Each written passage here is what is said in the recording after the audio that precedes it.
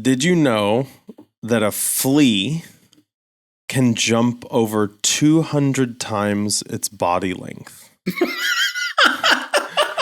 So if you relate that to being a human, if humans had the ability to jump like a flea, you could jump the height of the Empire State Building.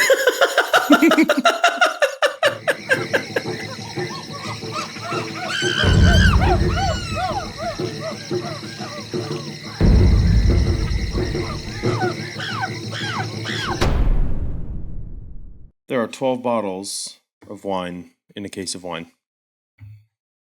Just like I said. Well done. You really are the resident wine expert.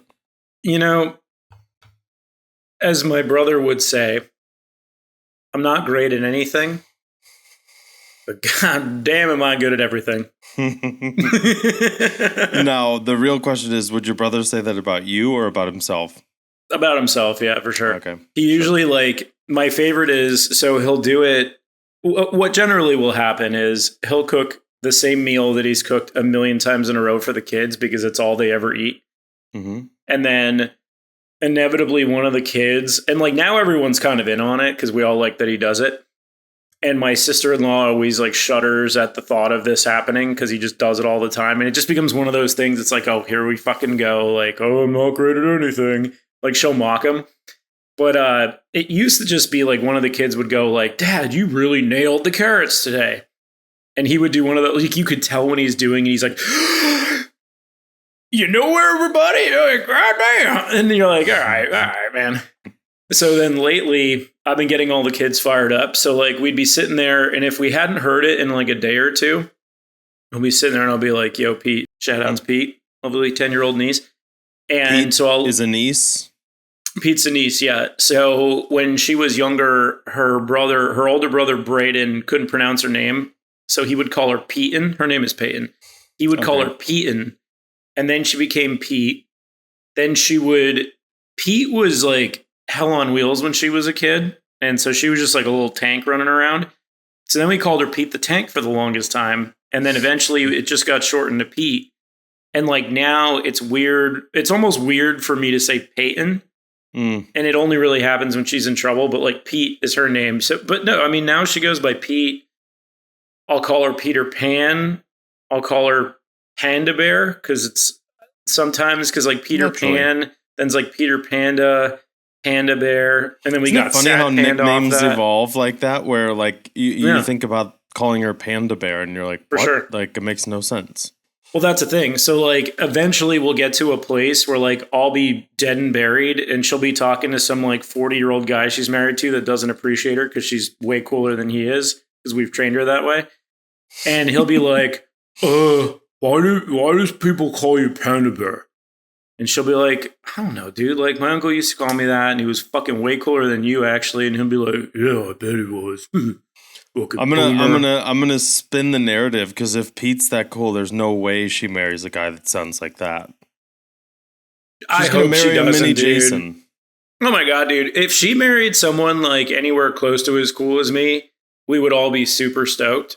Because Pete's an interesting cat. But yeah, we'll see, man. I mean, I don't know, dude. Stranger things have happened. There are good looking girls that just get locked up with a guy who used to be funny and now he's got a dad bod and he's just not as cool as he once was because he doesn't have the energy anymore. Or maybe he had a drinking problem and he was awesome back then, but then we figured out he had a drinking problem. Now he doesn't drink anymore. Poor girl. You know? I mean, we have really thrown her into the future here. Well, dude, what we're really Pete, hoping, don't listen. Pete will listen. But what we're hoping for Pete is that we're hoping that Pete, well, because she lives in North Carolina. So what we're really hoping is that she runs into some farm stock dude whose dad owns hella land. And then Pete just runs around in sundresses and hangs out on rope swings and has 3 little blonde babies that are all fucking rad. And the dude's super cool and he shoots guns and, See, this fishes, is hopefully. The future projection that we want for Pete. Yeah, no, that's Pete's. I highly doubt that Pete would date someone who sucks. She'll date a lot of people who suck. I don't think she'll marry someone who sucks. Certainly not if I'm alive and have any say in the matter, which I wouldn't, obviously. But like, But I'm you definitely might going to have an make my, influence. yeah, I'm definitely, because that's the other thing too, is like, I'm pretty sly with it. So like, I'll definitely like, I mean, would I manipulate her? I mean, if I had to, I would, just so Mhm. she wouldn't like, Make a really now bad love is decision. love and the heart wants what the heart wants. But like, Uncle JJ's brain, it can override the heart sometimes if he knows that like disaster is imminent. I sound like such a predator, by the way, but it's Sure, like I don't know. yeah. It's just like you. I don't know. Like I'd like to think that I've known her longer, and I mean certainly her family too. But it's like we know who she is and who she was and how she got to this point. Mm-hmm. So I feel like an involved family would know way more than like some like slapdick 21-year-old who thinks like his tractor's sexy, and maybe it is because he's got a John Deere and like listens to Kenny Chesney. Who knows? It's got to be so hard to be, and I hope one day I have the privilege to be a father. Mm-hmm. But it's got to be so hard to be a dad. So to all the dads out there that have daughters, hats off to you. Mad respect.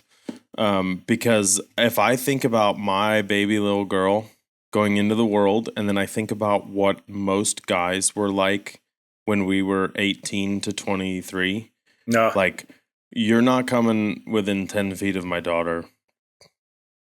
dude. And it's so like not only that, but then now you have social media kind of gets into it, Mhm. and like shit gets weirder even way faster than it used to, and like shit just.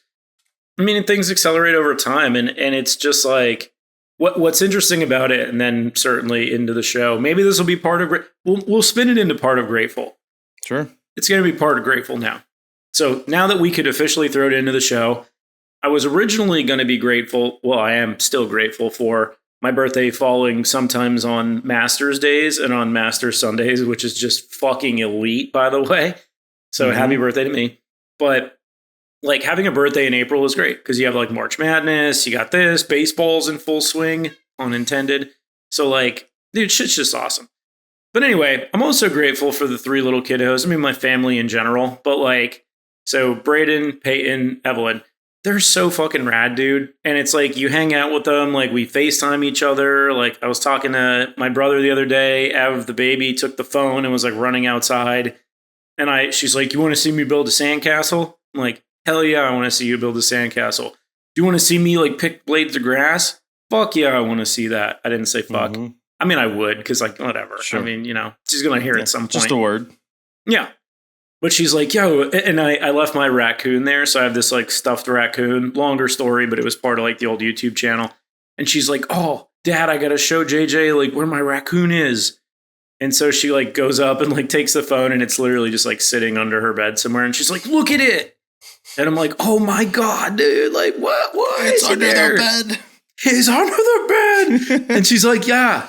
I'm like, "Why is he there?" She's like, probably some elaborate story that I was gonna say, I mean, kids have these elaborate stories as to why things are where they are. Yeah. Well, it's either an elaborate story or it's just cause like he's just there. But anyway, dude, I love those three. They light up my life. I always love talking to them. Like my nephew will text with me, he'll FaceTime with me. Same with the middle one. And then the little one, whenever I talk to my brother, she's shy for 10 seconds and then steals his phone. That's and then awesome. like I get an update on whatever she's doing. And like I'm grateful for him because like, will I have kids? Will I not have kids? Who knows? But whether or not I do, like those little three have my heart. I love them to death. What are you grateful for? Well, I am grateful for animals, and more specifically dogs, and more specifically our dog. They're just the greatest. I mean, I grew up with a couple dogs, and one dog and then another one. But like at separate times, I didn't have two dogs at the same time. Okay, that's an interesting clarification, but I like it. But man, dogs are the greatest. Like because no matter what. And it's funny. I often get reminded of how important gratitude is when I think about our dog, because no matter what day I'm having and no matter what day the dog had, like say Em and I are both at work and we're gone for longer than ideal, and you come home and you're like, the dog's just been sitting at home all day, or if you take the trash out, which is all but 2 minutes, like that dog is so jazzed to see you when you walk in the door. And her reaction is the same no matter what day of the week it is, no matter how long you've been gone. And it always, every time gets me because I'm a little bit of a softie. And I just stop and I'm like, I could adopt a little bit of that philosophy in my life. Like, no matter what is going on, just be grateful and loving to the people and the things around you that you care about. So I'm grateful for her. She's a great dog, and man, it's just love at all times, no matter what, and it's refreshing. Because life is hard.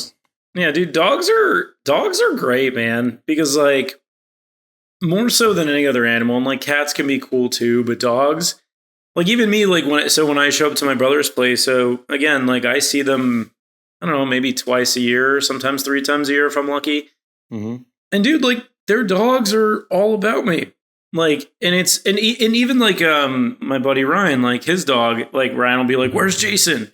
And then all of a sudden the dog's like looking for Jason, and then when he finds me, he's like, "Yo, dude, what's up, man? Oh my god, it's been forever." It's like, honestly, dude, like I literally just went pee. Like it hasn't been forever, and he's like, "Oh my god, what are you up to? It's been forever." Yeah. I'm like, okay, man. I wish they could talk sometimes because like in some moments dogs seem so smart, and you're blown away by like how attentive and smart they are, and then other times you're like, if you were a human, like you really wouldn't be that smart because. Like I've been gone for 2 minutes and you're like, oh my gosh. So it happens almost every morning because I tend to wake up pretty early just to get a head start on the day. And I'll wake up and I'll kind of sneak out. So Stevie, our dog, sleeps in a crate in the room. And she is really good. She doesn't whine a ton. But there's a ceiling fan that we have a remote to. And anytime Em turns the ceiling fan off, there's the slightest, most subtle little click of the fan turning off. Mm-hmm. And it is like clockwork. The minute that click happens, Stevie's awake and she'll let out one little whine just to let you know, like, hey, I'm awake. You can let me out now. And then, like, dude, Emma will open the bedroom door and go to take her out. And she will look everywhere for me. Sometimes I'm in like the other room, sort of my office. Sometimes I'm in the kitchen. And sometimes she doesn't see me. And so she goes like charging to the other side of the house. And then she finds me in the kitchen. Then she's already past me and she had no idea. And she's just like as equally as excited as if I walked in the house after being gone for 8 hours. It's the greatest. Always. Dude, just absolutely tremendous. Shout out to Stevie. Shout out to Stevie. What a good girl. Speaking of predators and dogs. Sure. Would you rather be chased by a grizzly bear or a tiger? Yeah, oh God. Like, because I honestly don't know that the terrain would make that big of a difference because they're both terrible to be chased by. I'm going to go with either. Supposing they're both equally hellbent on killing me. I'd probably rather be chased by a bear because I feel like I feel like a bear has a better chance of killing me, but the truth is they both would destroy me. I would get mauled regardless. And I just feel like maybe it's because I've seen enough evidence of like people being like, yeah, bear, get out of here. Or they just like lay down and they play dead and the bear's like, oh, fuck, he's dead, dude. Like, I saw you dropped your napkin but you're dead now, so I'll just leave you alone. And I also feel like, and this is probably stupid, but I feel like I could squirrel into some small place that a bear wouldn't be able to get into. And cats, dude, like the thing with it's just one is a cat and one is not a cat is really what it comes down to. Yes, 100%. I agree. Right? Because like something cats, about cats. Dude, like I've seen cats, like little fucking cats, not kittens, but cats, small ones, jump up and just stop at the top of a door frame. And if you start extrapolating that and you're like, oh my God, so now you got a tiger? No, dude, not at all. Not a chance. There's something bear. I feel like you can't out physical either situation, right? You can't outrun them. You're not stronger. You don't have the claws or the teeth. I feel like your only chance would be to slightly outsmart a bear. And I don't think you're outsmarting a tiger. Probably not, yeah. And bears aren't quite as stealthy. Like, they're not like, I'm gonna just slip in there. Like, because tigers are more like, they lay below the blades of grass and they're like, oh, fucking just wait. And bears are like, yo, what's up, dude? Fuck you. Just brute force, yeah. And I don't know. I mean, I have to believe, even though it sounds ridiculous, I'd have a better chance against a bear. Yeah. So you're a big UFC guy. Love UFC. And we just talked about cats. Okay. So Waiting for the connection. You get put in a cage. UFC fighting cage. You either get a UFC fighter or you get a full-grown bobcat. What are you taking? In a UFC cage? In a UFC cage. Oh my God, dude. I mean, just for reference, yeah, a fully grown bobcat can be up to 30 pounds, which doesn't sound like a lot, but if you compare that to a house cat, they're over double the size of a house cat. So while they're not a tiger, 30 pounds is a lot of cat. Okay, so here's my question. Is the objective for me to win or for me to not die? Both. So, like, okay, I'll answer both. If I'm going from like what is likely to yield the best experience for me, it would be a UFC fighter, because crazy as they all are, they're still human, and they knock me out or they choke me out, and then like we're good, and then like I get paid or I don't, and I go on my merry way to the hospital, obviously. But a bobcat is like there's no way I could beat a UFC fighter. I could beat a bobcat.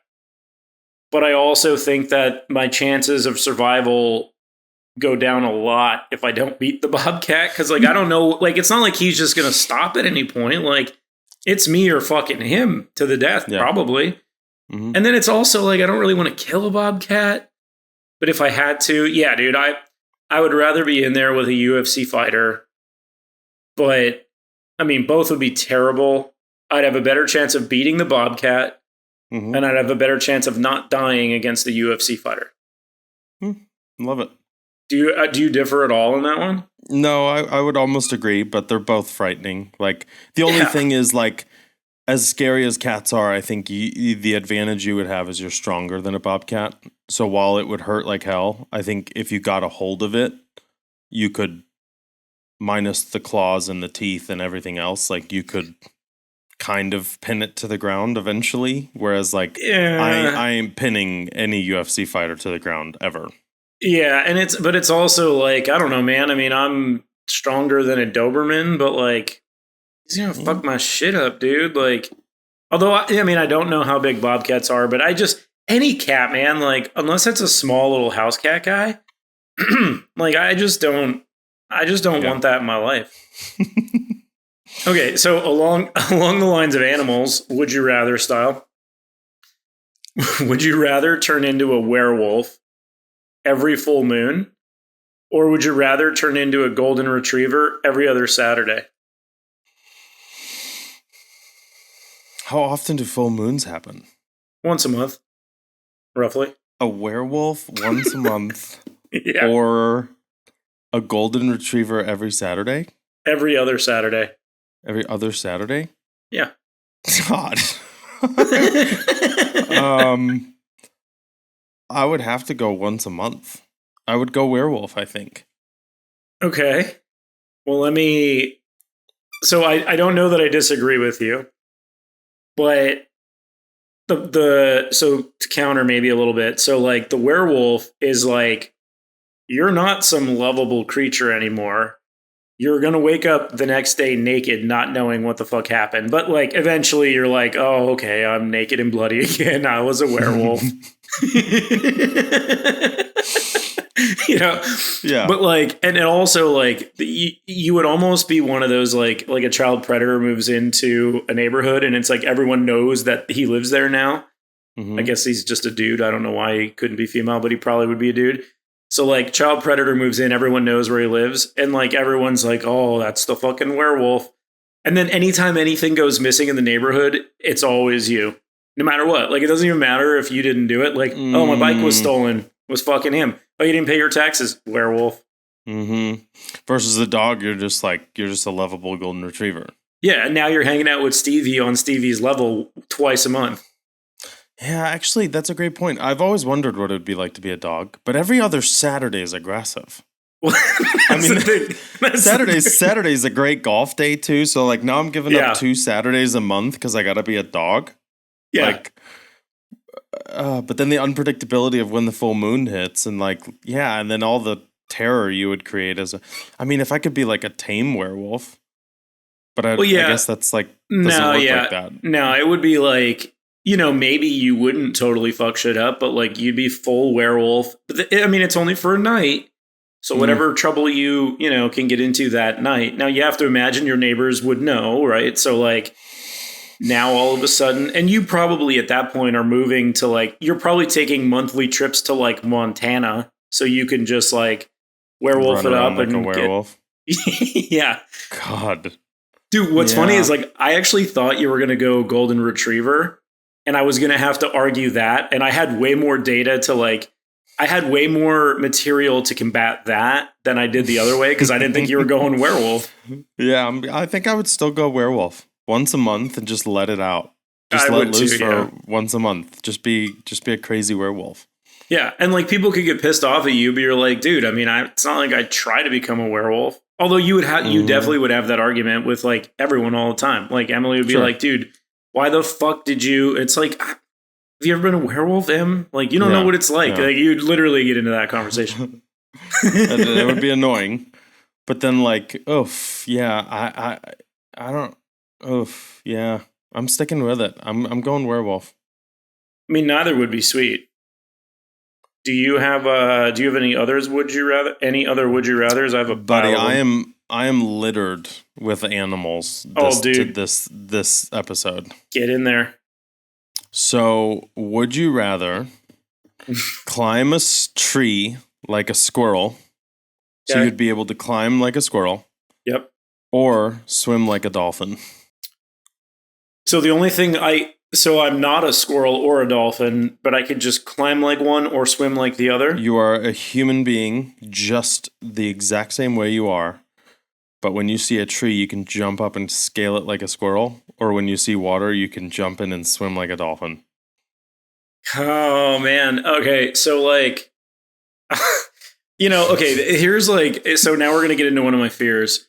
So I am afraid of the ocean. Like, I'm actually afraid of any water. I'm afraid of being in any water that I can't see my feet. Really? So like, I don't like being in lakes. I don't like I just do not like that. Like, I don't know what I think is going to happen. And I don't know what happened to me when I was a kid. Like, maybe when I was baptized, I'm like, fuck this shit. No one's putting me in a water little container ever again. This shit sucks. But if I can't see my feet, I'm not all about it. It's all snakes and alligators and rocks and spiders that don't even live in the water. But you know what I mean? It's just like, yeah, your imagination goes to a deep, dark place. Yeah, I don't like that. So I don't think I would get as much mileage out of the dolphin as most people would. You could swim like a dolphin, but you're scared of the water. But I'm scared of water, yeah. So like that. But maybe I wouldn't be if I could swim away from imminent danger. And I do feel like, so I wouldn't have gills or anything though, right? I could just swim, but I still have to come up for air. But you swim like a magic man, yeah. I think it would be better for most people to be able to swim like a dolphin, because I think most people would get more mileage out of that than they would climbing trees. But like, yeah, I go squirrel mode, and I think part of it is like, I just think it'd be kind of a cool party trick, and like everyone's drunk and you're like, I could climb that, and they're like, fuck you, you can. And I'm like, dude, I bet you $100 I could climb that. Because like no one's gonna be like, oh, he could swim like a dolphin. No, you can't. $100. Like you'd win so many bets by your ability to climb things. And I just feel like that would be super cool. And then if you could climb like a squirrel, like you'd also, I don't know. I've just run into so many situations where it's like you're on a hike or something and you're like, oh, I kind of wonder what's like over this ridge. And the only way to do it is to climb these little bit of rocks. And I was just, yep. Yeah, all you gotta do is watch squirrels jump around in trees, and it's your answer, in my opinion. Yeah, I mean, but the tree limbs would break if I'm doing it at like 200 plus because they're little guys. Yeah. What do you go with? I would go squirrel. I think it would be rad to just jump up and down trees. Well, that'd be cool. Are you afraid of water too? No, not in the slightest. Well, you're just not in water enough. I don't. I'm not that pumped about like super murky ocean water where there's sharks. I mean, I used to live in Florida on the Atlantic coast, and the water does get pretty murky, and there are a lot of sharks. So like, sure. But like, I'm not scared of water. I'm just mindful that I'm not a fish. yeah. I actually would even change my answer to most people would get more mileage out of the dolphin thing because I just don't think enough people are in water enough to make that really be all that worthwhile. I do feel like way more people are going on hikes and shit. And can you imagine that? Like, you literally just are like, oh man, like, I'm going on this hike. I kind of wonder what's over there. Hold on. Up a tree and then back down a tree. And now all of a sudden the mystery is gone. Like, you would get so much more perspective on so many things. Like, dude, you would be a legend in the rock climbing gyms. Like, that's the other thing too. Cause like I'm single. So I always think about like what would help me more on dates. Swimming like a dolphin. Probably not swimming like a dolphin. Not swimming like a dolphin.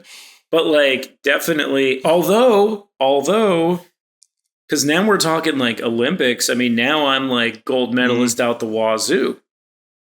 But I've never really wanted a gold medal, I guess. So like, I don't know that I'd want to pivot to be an Olympic gold medalist. Although if I could just do it cold and I didn't have to train, then I could just go in and get medals.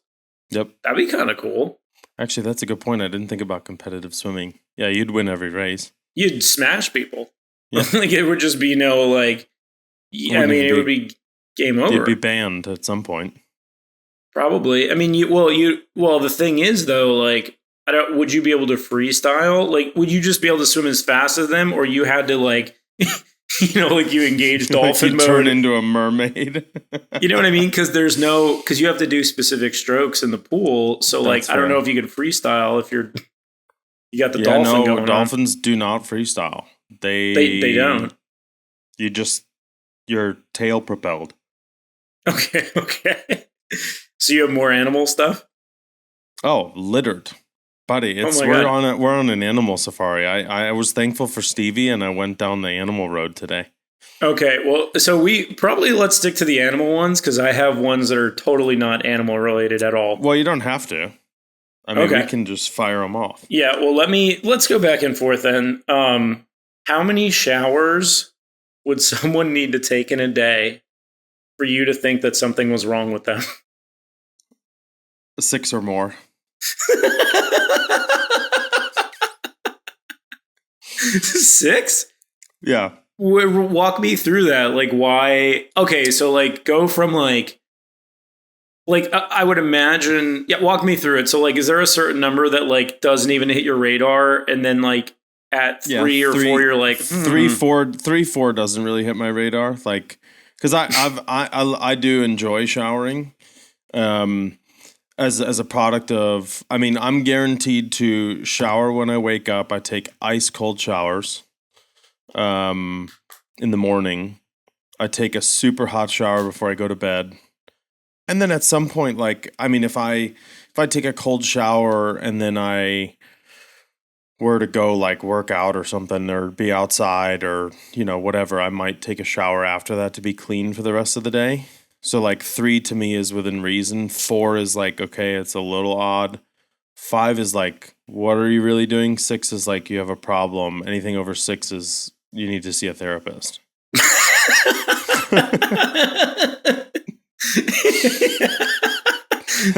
my walkthrough. Yeah, 6 is like absolute therapist level. Yeah, so it's funny because I came up with this one and I didn't think about it at all.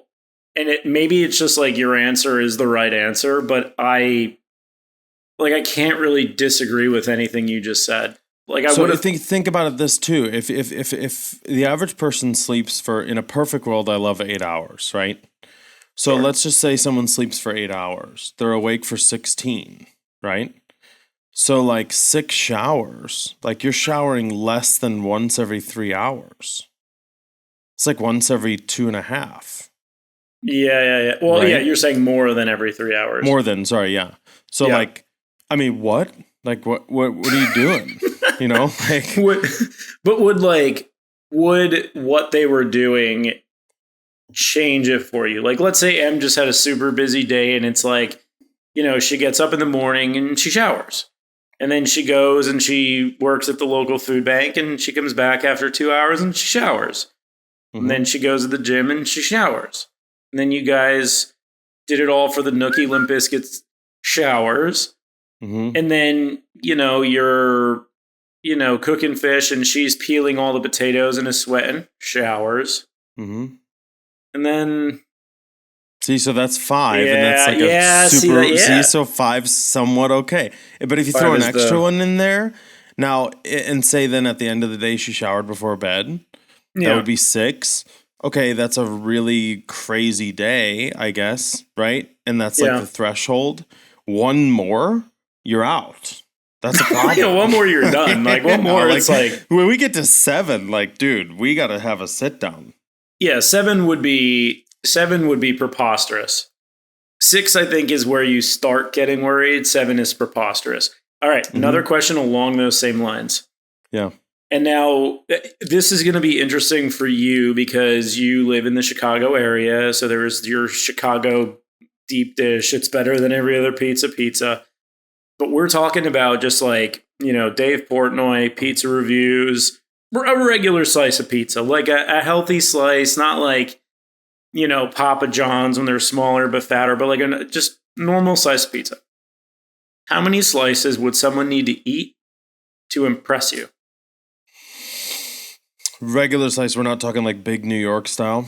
No big New York, no deep dish, just normal size pizza. I mean, if you consider a normal pizza to be 8 slices, no, sorry.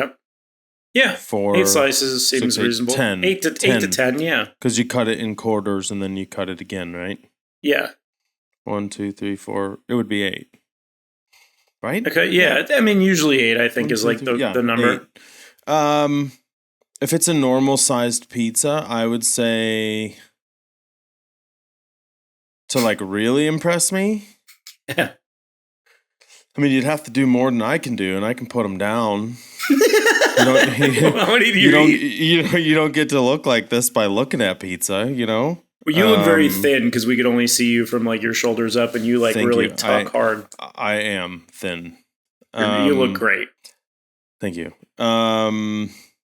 Man, I would say like anything over 10, but like really to really impress me, it would have to be like 14. 14.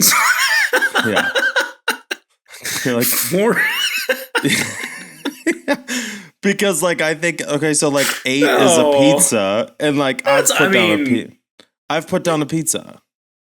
Yeah, but like, and I wasn't impressed with myself. Well, you might not be impressed by yourself because you feel a little disgusted by it. But like, if you're watching someone eat it, they would have to eat more than an entire pie for you to be like, okay, wow, that was something. Yeah, it would have to be more than a pie and a slice. So like that's 9, 10. If they put down a pie and a half, I'm starting to be pretty impressed.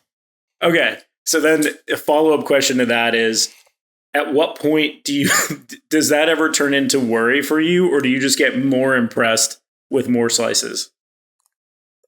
I mean, I would imagine there's a tipping point, but like, I think it would, for the most part, just be more impressed. I mean, but I guess if we got to like, if someone put down 3 pies, I think I would be like, you might have like worms or something, right?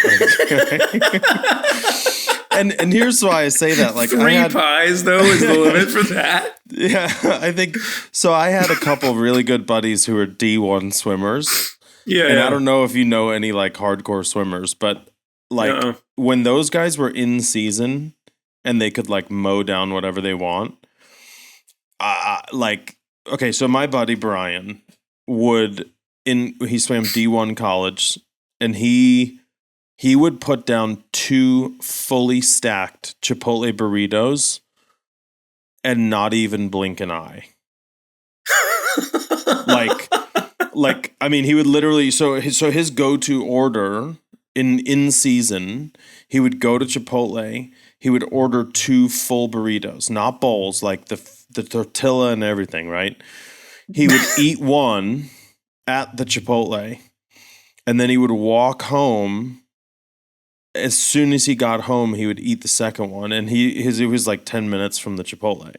So in a span of 30, 40 minutes, he's housed 2 Chipotle, and he wasn't like, and then he's not just sitting on the couch like, oh, I'm so stuffed. Like, yeah, he would eat 2 Chipotles and then be like, okay, what are we doing? Like, now we go train, or now we go do whatever. So like, there are freaks when it comes to eating, and especially metabolism and athletes. I mean, dude, I got a buddy that played D1 college offensive line, and like, I mean, he's 330 pounds and he's 6'6", built like an absolute brick house, and like he can. So here's a fun story for you. We're at my buddy's wedding, just to give you an idea of like the sheer strength of some of these athletes when it comes to like offensive and defensive line. So I am 6 foot, 6'1", 220. Okay. On average, I'm Irish, so it fluctuates day to day. So we're at my buddy's wedding, and I meet Derek at his bachelor party, and we are like, he's my spirit animal. We hit it off right away. I love him like a brother. And so we get to the wedding, and we've built this sort of, wedding friendship, if you will, right? Like, sure. I'm in Florida, he's in Illinois. And anyway, so we get to the wedding. Everyone gets loose, you go through all the normal dinner stuff, and then the dance floor opens up and it's time to boogie.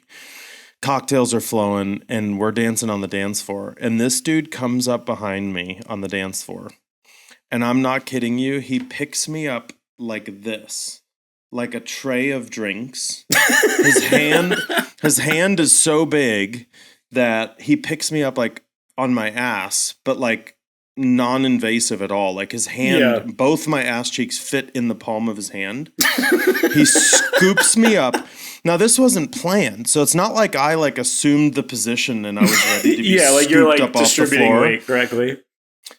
I was in the middle of a dance with a cocktail in hand, and he just came up behind me and scooped me up like this and twirled me around like a teacup for like 3 minutes for the rest of the song and set me down. And I was like, dude, I'm 220 pounds. You just picked me up, and you don't even look like you just picked up a feather. So then you think about, okay, that strength, right? Yeah. And what it takes to fuel that in season. Like offensive linemen are downing 10,000 calories plus. So like you talk about and then you'd say, okay, could he eat a full pie? Easily, no questions. Mm-hmm. Could he eat a pie and a half? I think he could probably do it right now. And he's not, I mean, now he's just a grown man who doesn't play football anymore. So like, right. Yeah, like I think 2 full pies would be like, wow, like that's like, holy cow. And then I think like a whole nother pie on top of that would be like, dude, I don't know, you might have a problem. Like you just housed 3 pies, right? Like 24 slices of pizza. That's a lot of saw, man. That's my answer. 24 slices would be like, you got a problem. 24 is like, okay, so it takes 10 to impress. The 10 to impressed, slightly impressed. 12 to 14 would be like, wow. Okay, so pie and a half. So 12, you're impressed. Mm-hmm. You're like getting more impressed. And then the tipping point's like somewhere around 24. And now you're like, wow, no, tapeworm. Mm-hmm. Yeah, problem. Yeah. Speaking of delicious food. Okay. Once a week, you have to eat a particular food item. Okay. Would you rather once a week eat random roadkill, cooked however you want it? Okay. Or random insects, cooked however you want them? Oh my gosh. Random roadkill is interesting because, like, random roadkill, when I think about what roadkill typically is, I mean, you're finding a lot of like squirrels, birds, possums, and bullshit. So, like, birds and rodents are like mostly what's getting roadkilled. On occasion, you find a deer, but even the deer that generally get roadkilled, like, oftentimes they're kind of the weird deer that have that, like, I don't know what the disease is. My brother sent me a video about one the other day. So, like, he saw one that had, like, whatever the crazy, goofy deer disease is. Do you know what I'm talking about? Where they, like... yeah, I've heard of it. They get, like, brain bacteria or something, and they start acting totally crazy. Roadkill 2 is just one of those, like... that's hard to want to eat. Now, I mean, like, could I probably find a good, like, raccoon recipe if I tried? Like, maybe. But then it's also, like, is it fresh roadkill? Or it's not, freshness not guaranteed. It's not guaranteed, but it's not like to the point where it would be like rotting. Yeah. It's fresh enough to where like you could eat it and you're not going to eat it like rotten flesh. I mean, because the way it dies, I don't know, like, has me that upset, right? But then again, like, if it's roadkill, now all of a sudden you squash like the guts and like now you got all that bacteria all over the food. And maybe you can wash it off. I'm not a big insect guy, though, man. Oh, look at... Oh, my gosh. Stevie Nicks, dude. Can you say hi? In the flesh. Stevie, what up? We had a whole segment about you. We did have a segment about you. Yeah, when the fan clicks on, you get all jazzed up. I go insects. I think I go insects. Really? I think I go bugs, man. Like, because it's... I mean, I don't like the idea of eating bugs, but I feel like you could probably cook them in ways that like would make them, I don't know, like like crunchy grasshoppers. Like, don't sound that bad. Like, I feel like I could do that. Like, but they're random, so you don't get that crunchy grasshopper kebab every time. Oh yeah, you're saying random bugs. I mean, but cooked however I want them though, because I feel like you could fry the and bugs are smaller though too, because it's like, would I have to eat the whole raccoon? No, just a portion. But it's your meal. So for that day, it's breakfast, lunch, dinner. Oh, not just one meal. Like, I have to eat it all day. No. Yeah, like it's that whole day ordeal. Yeah. Oh my god, dude. Fuck. Yeah. Well, then I think I especially go bugs because if I have to eat raccoon 3 days or 3 times a day. Because, like, I mean, what are the chances of you getting a deer or like an elk or a moose or something? Yeah, dude, it's bugs. I think. Yeah, bugs. Do you not go bugs? No chance. I do not subscribe to this new wave of insect eating. Well, I don't like it either, but like, this is a thing, by the way.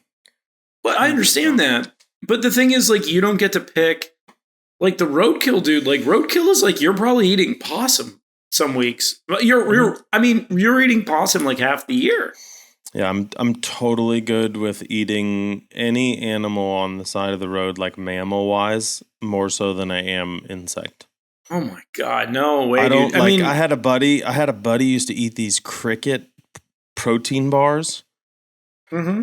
That like each bar has like X amount of crickets in it because like all of a sudden the protein in crickets is so good. Like, dude, give me raccoon, give me possum, give me deer. Like, I'm eating mammal protein. I am not eating bugs. It's not happening. Yeah, I don't know. I don't. Usually, I see where you're coming from. I don't get it this round. I just I just don't see that. I can't subscribe to doing that. Okay, let's see. I don't think I have. Okay, you know what? I do have one that's sort of along the theme of where we're at. This is kind of tied to the werewolf thing, actually. Would you rather wake up 5 miles from home, completely naked, no money, no cell phone, or wake up 100 miles from home, fully clothed, no money, no cell phone?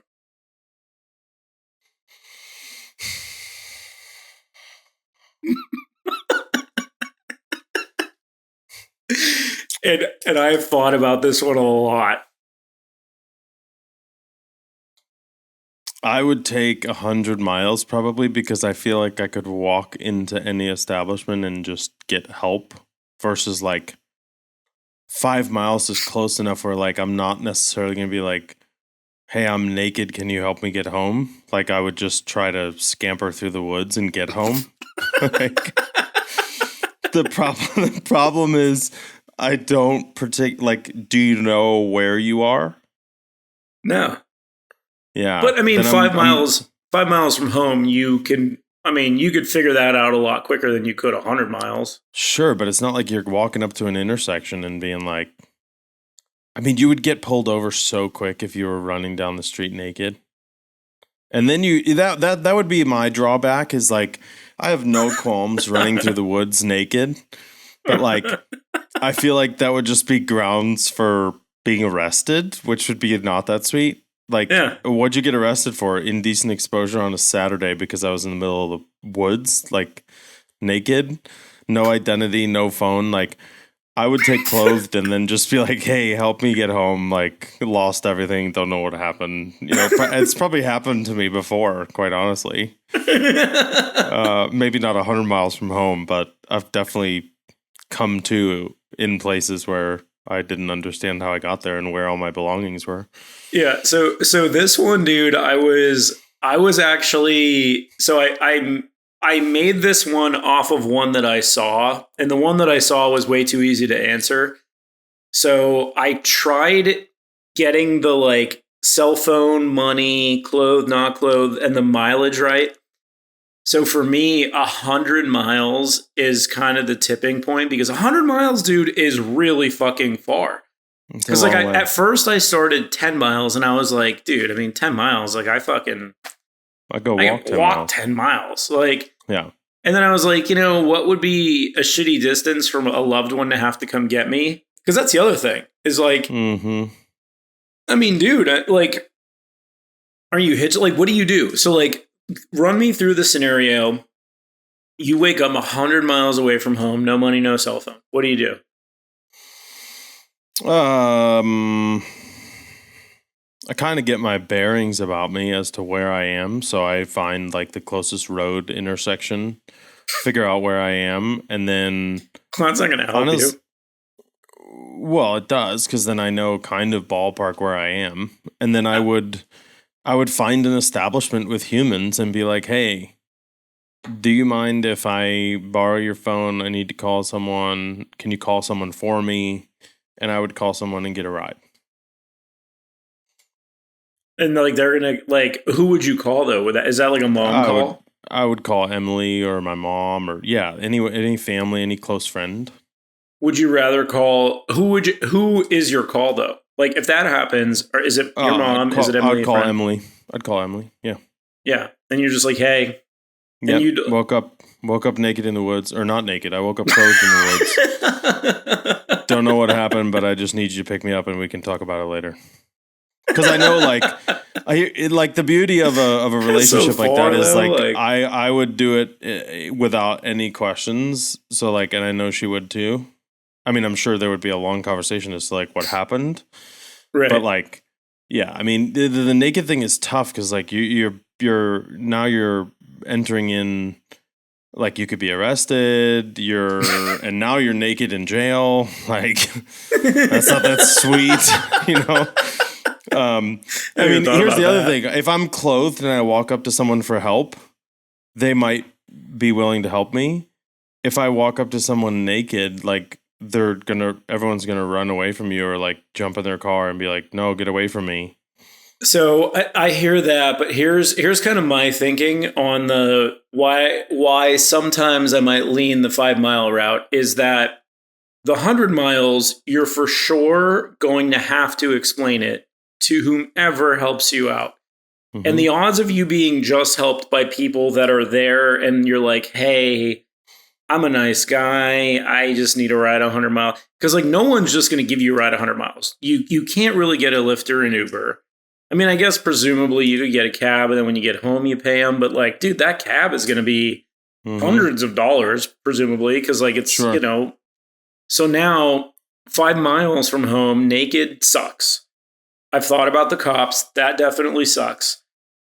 it depends where I would be at, because like here out in California, like I would have to, back home, dude, I'm woods all day long because there's woods all the way up to my house. Like no one would even know I was gone, really. Like they'd be like, "Where were you?" I'd be like, "Oh, I went for a run, or I went golfing, or I did." Well, whatever. honestly, San Fran naked, you'd probably fit right in.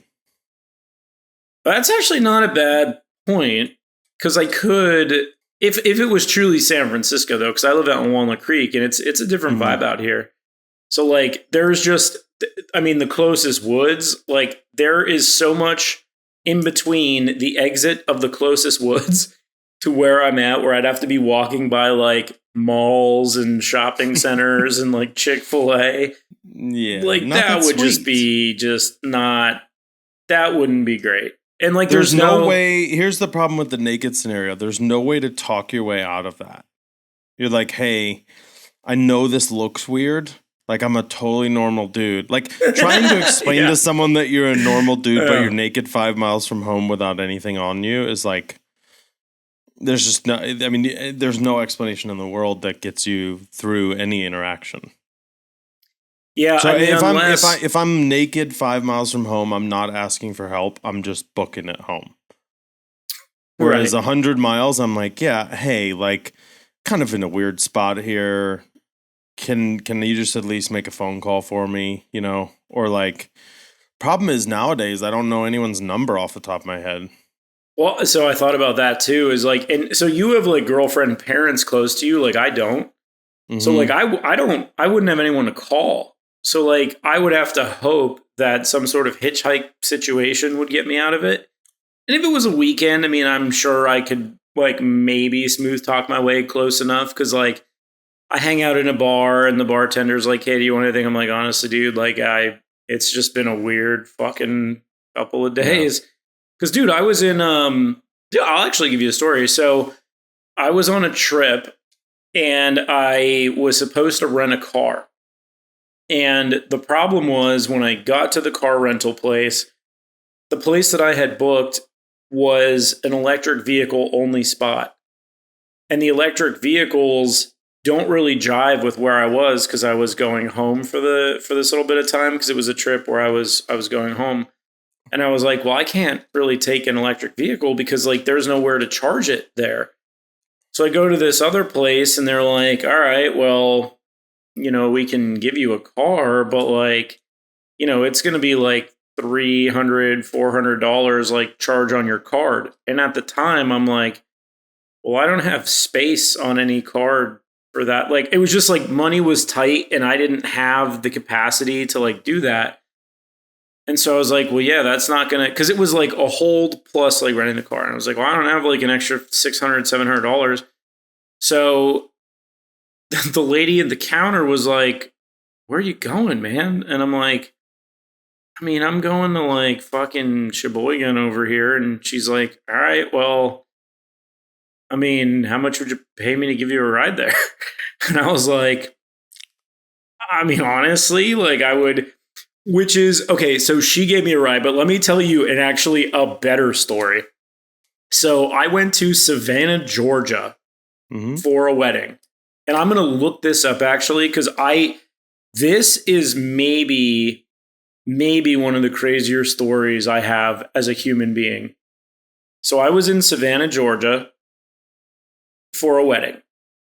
And I was going to visit my brother, who is in Fayetteville, North Carolina. So between Savannah and Fayetteville, North Carolina, it is a 4-hour drive as of right now on Google Maps, because it's 262 miles. So I'm in Savannah, Georgia, and I was going to rent a car. So I go to rent a car, and the car rentals were like, I mean, they were astronomical.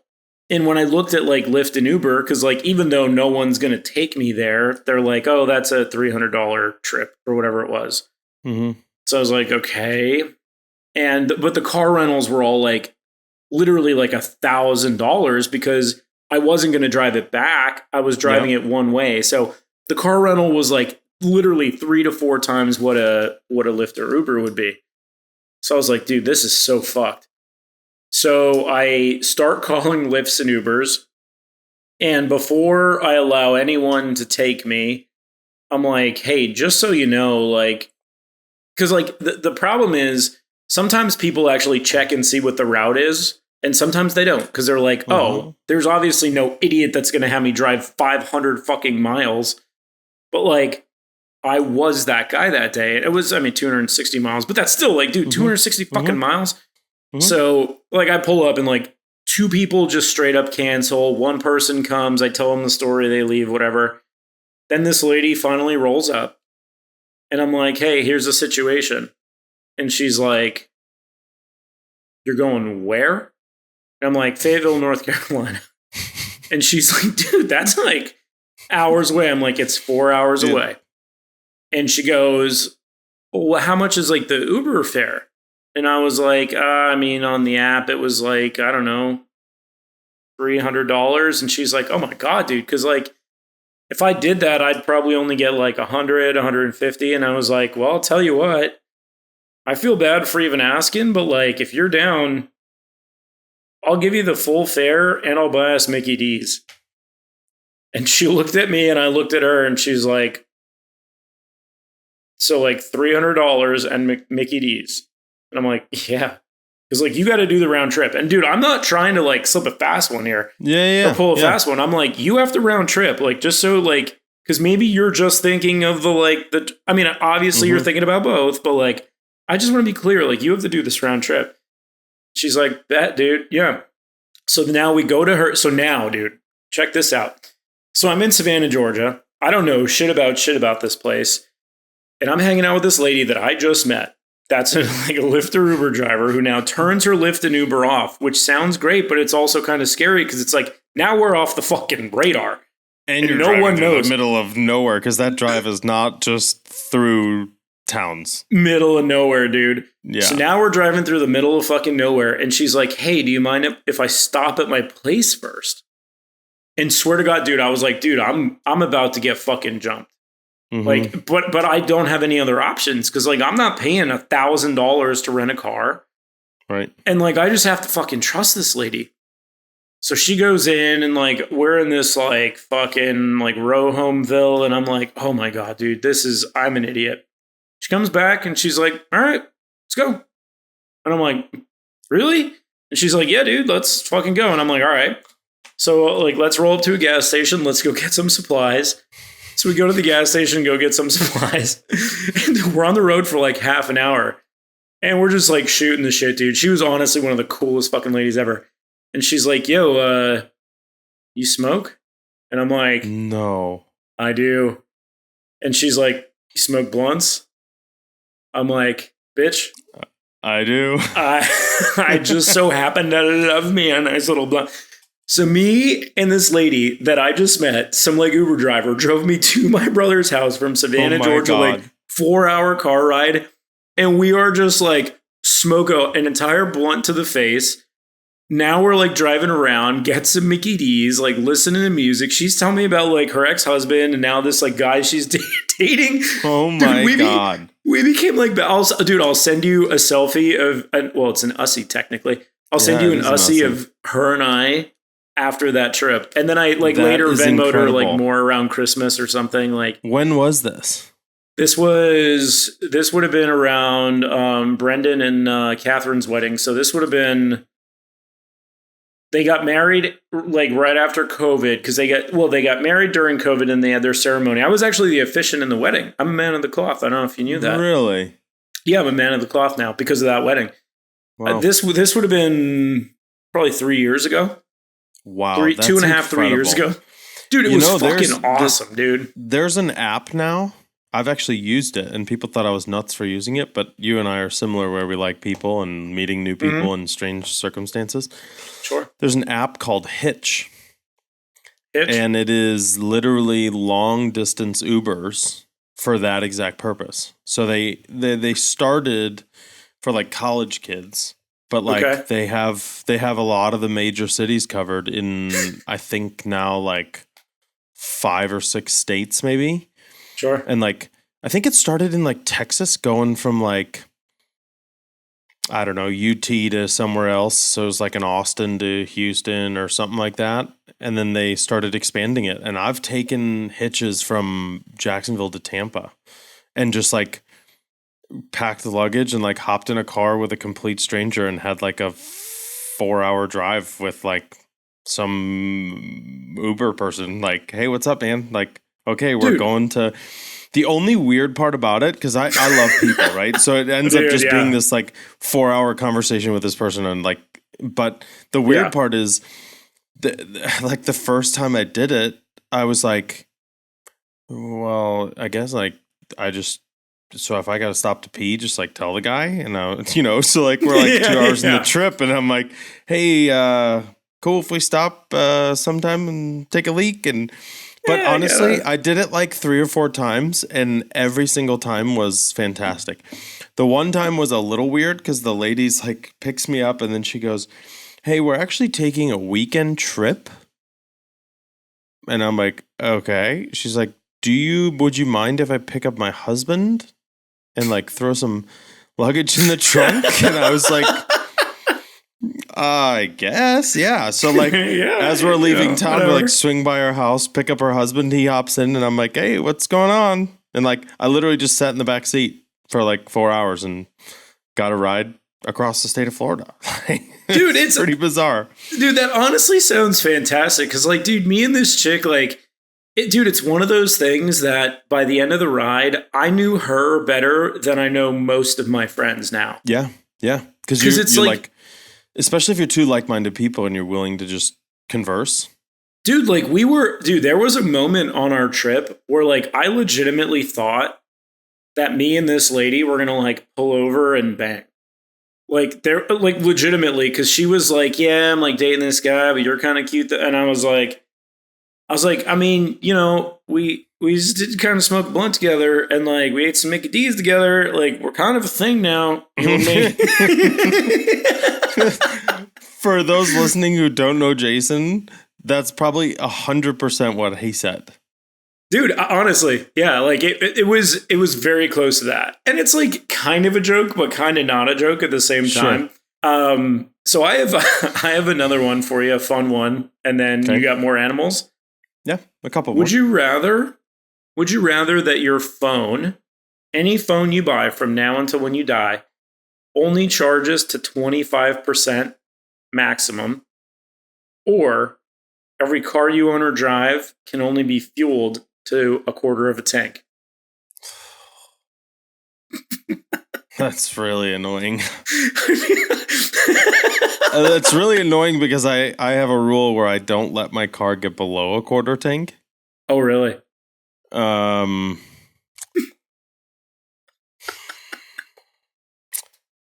Oh boy.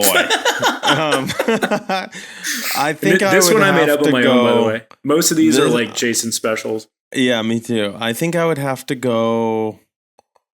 I would probably go car.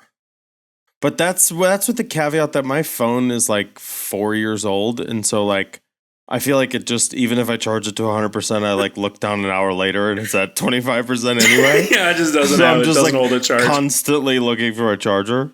Yeah. I would probably go car. I mean, I tend to stop a decent amount on road trips anyway, and like most of my driving now is around town, so like whatever. Just whether I'm stopping at the gas station for a can of something, like just pop some gas in there, I guess.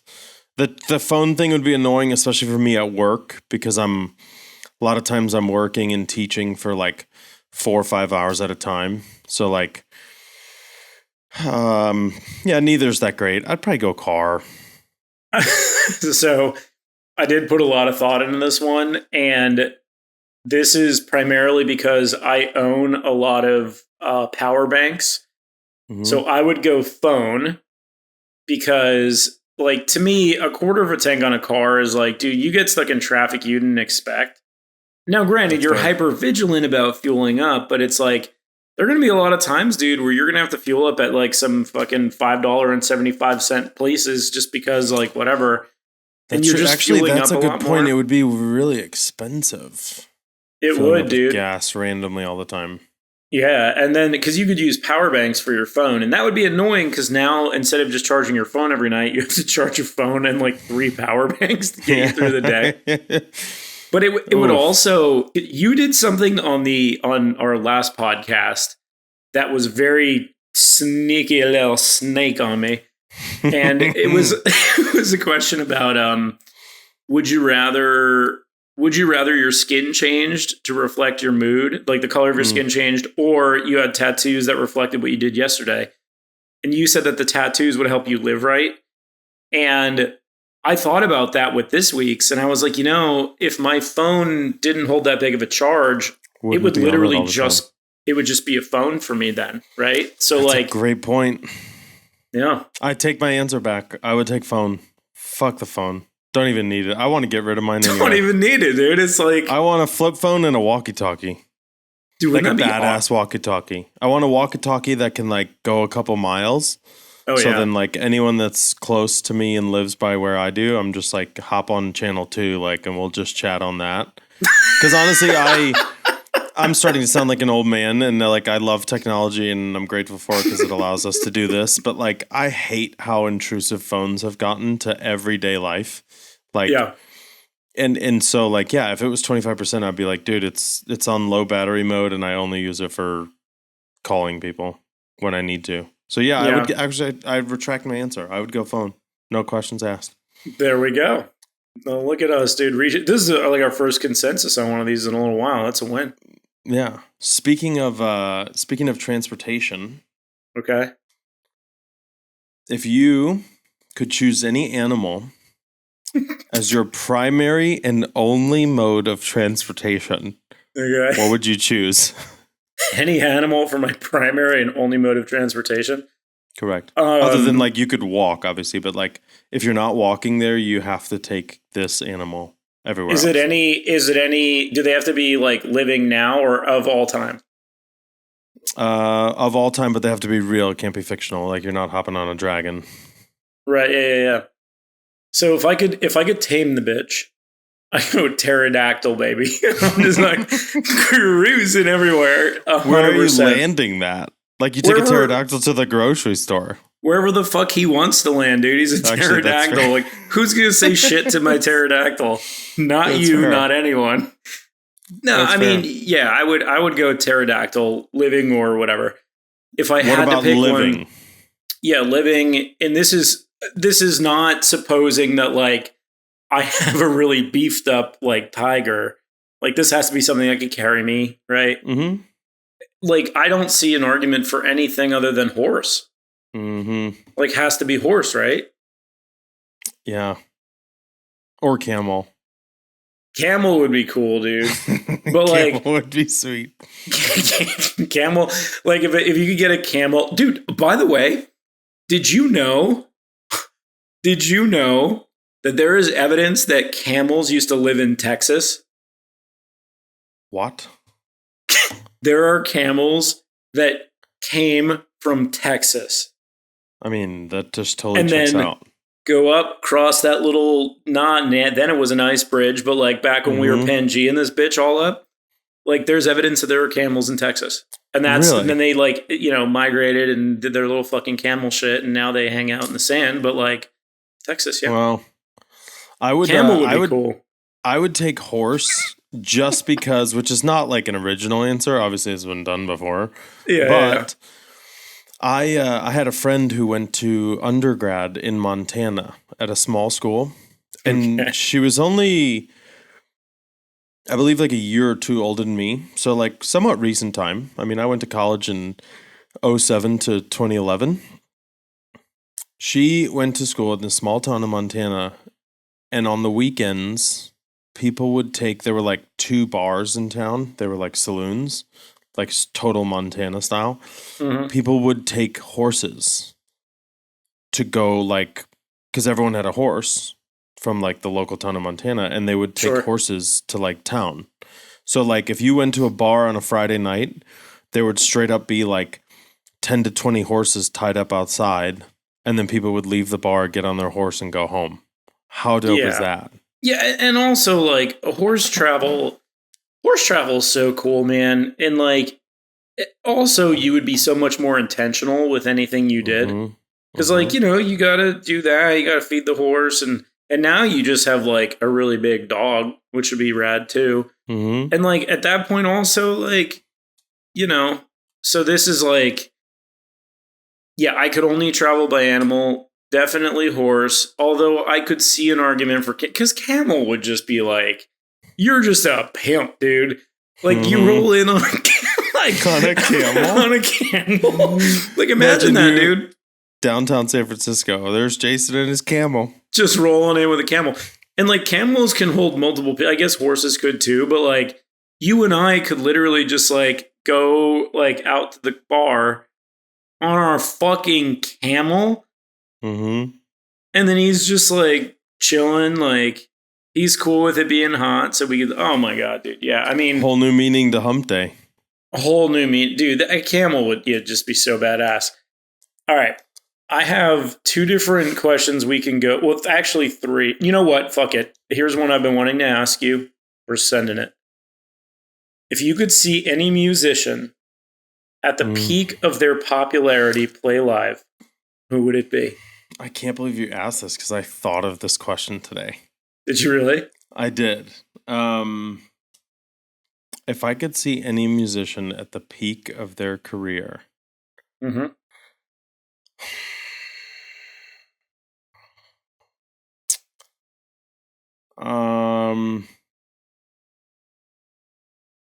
for me, it would be Miles Davis. Miles Davis? Yeah. And why? I played jazz trumpet my whole life. I played trumpet my whole life. I still play a little bit. And he was my sort of intro to jazz. It was the first jazz album I ever got. I love everything he's ever done for the most part, music-wise. And I just think he's such a cool cat. It would be like if I could just go to like old school Blue Note in New York and like sit at a cocktail table and hear Miles fucking Davis play jazz trumpet, like that's what I would do. All right, so I have a follow-up to this that let me think about this for a second, because I would think that your follow-up would be this answer, the Miles Davis. So you could change this answer assuming you got to do both. Okay. But now the question is, if you could see anyone before they were famous, who would it be? Does it change for you? I don't think it changes. The only thing that might change would be like seeing someone that was, I mean, not that Miles Davis wasn't big, but like I immediately go to like big rock musicians and like being able to see them in like a bar setting close up before they're like playing in sold out arenas, right? So like, yep. 100%. You know, I would probably go. Man, that's tough. That's why we ask. Maybe the Stones. Oh, like, yeah, man. I mean, like anybody that was galactically famous. Yeah. That you because like got now to you see the Stones, like it's stadium. It's not the same. If I could go like before the Stones were big and see them like rock out at like a grungy pub, like that would be pretty sweet. All right. So my 2 answers to that.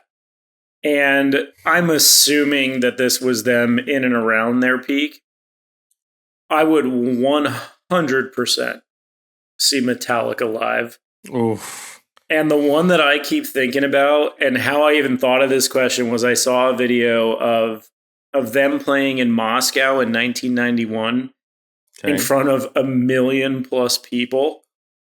Dude, 1 million plus people. And dude, when like, I love Metallica now. I still love Metallica music. My brother reinvigorated my love for Metallica. Seeing them live at their peak would just be unfucking believable, dude. That's a great answer. And who I would see before their prime, Blink 182. Like, give me old Blink. Like, they're playing some fucking in the back of a surf shop somewhere in California.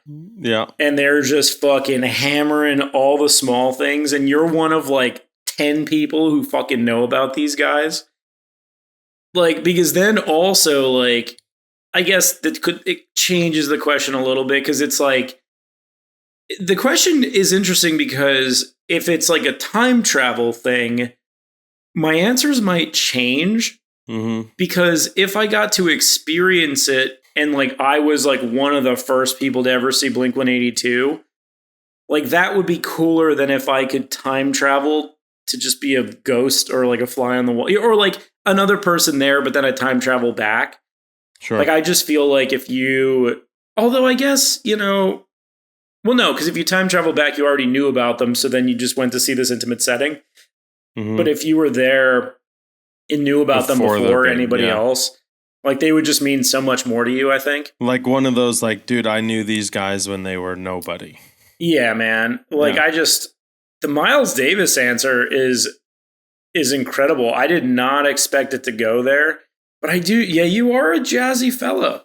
You really are. That's my guy. I love that. So I'm gonna go back, and it's not Would You Rather, but it is animal based, and they're just a couple.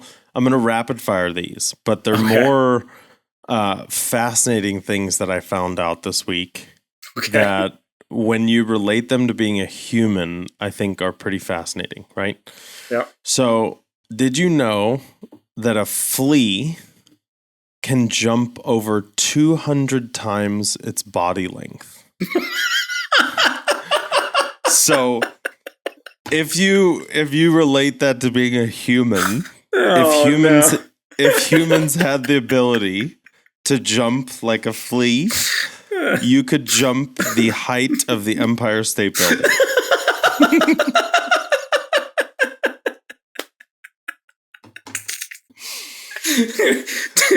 Just think about that. Why could they do that? Why exactly. Is that a thing? Isn't that ridiculous? That's like, just insane.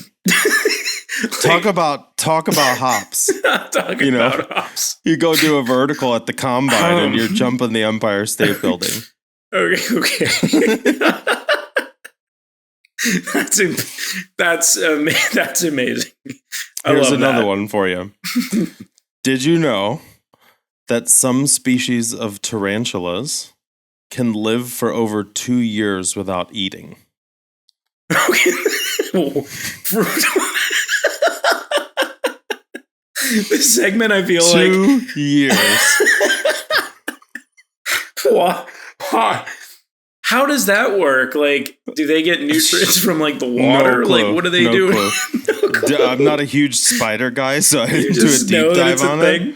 Yeah. Dude, did you know? Dude, speaking of spiders, did you know that there's a David Bowie spider? What? There's a David Bowie spider. I'll send you pictures. It's this like orange, really. Actually, I made a YouTube video about it, like just random facts. And one of my buddies brought up the David Bowie spider. So yeah, there's one named after the man himself. There's actually a bunch of cool spiders, but the David Bowie is the coolest for sure. So here's another one. Do you know, now we're going to get more into like the realm of trivia that you're not going to know the answers to. Okay, I love it. Do you know what animal has 32 brains? 32 brains? Correct. I mean, it's got to be an insect, I would think. And I'm going to go, man, I don't think it's this, but my first guess was something that had a lot of legs.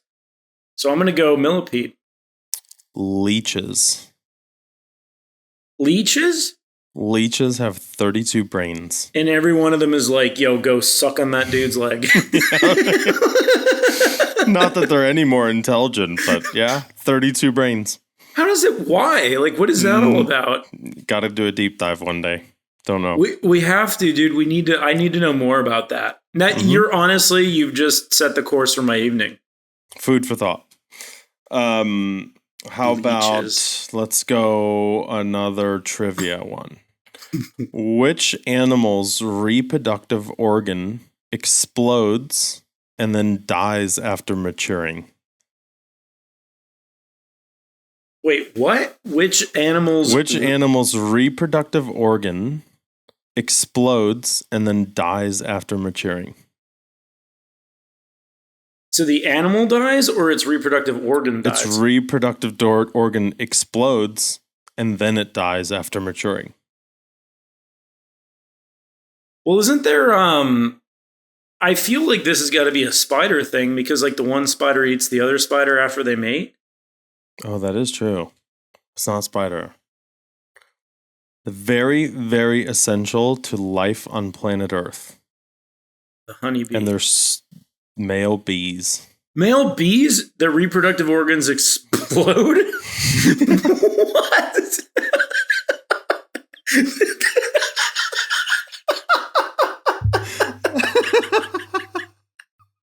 Does it kill them? Do they die when it happens? What happens? I believe so. Yeah. It just, that's the, so they, wait, so like, is this like after they...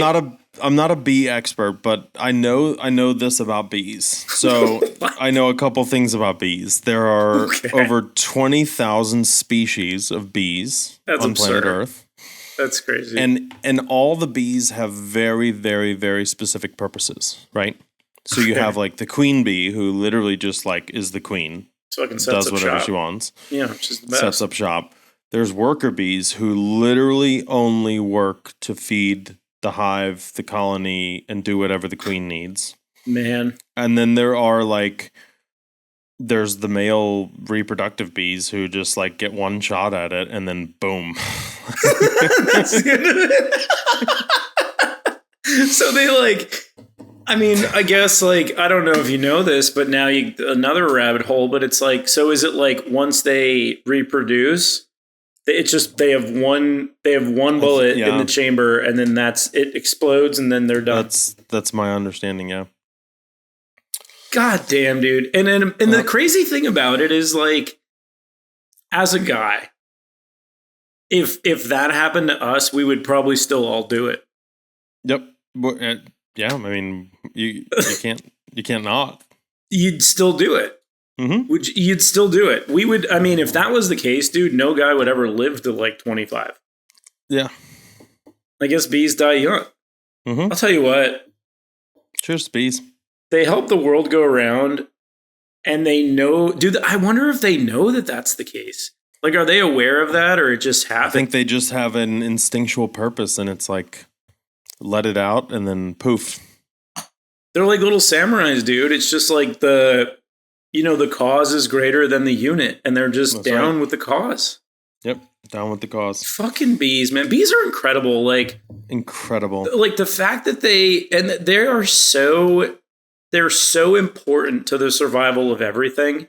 Yep. Like they just pollinate. I don't even know. I guess they don't even know that they do it, and it's fucking bees. And then you got the worker bees that just literally serve the queen all the time. Like, man. Which doesn't, I mean, in a way, like, I guess kind of feels like humans too. Like, and we're going to do another time. I want to do another segment on bees, but I did.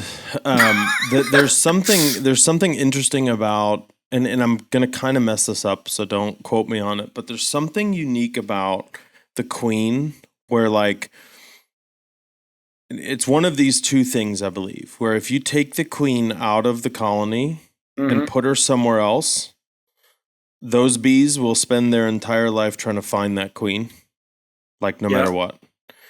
And then, and if you transplant the queen, like a whole nother series of bees will like adopt her as the queen and like build a full colony around this queen. But like everything is so queen centric in the bee world. It's pretty fascinating. I will fact check that, and next episode I'll have more info on the bees. Okay. Yeah, man. I mean, the queen bee, like, that's a whole thing because it does like it disorients all the other bees. Like I know that much, and I know that they're pretty aimless without her. Mm-hmm. But We honestly should have an entire episode on bees. 100%. Like just bee facts. Like I bet you there's enough to have like an hour long like fun conversation. Dude, we need to meet a beekeeper. We do. I've always wanted to go. I want to go be a beekeeper for a day.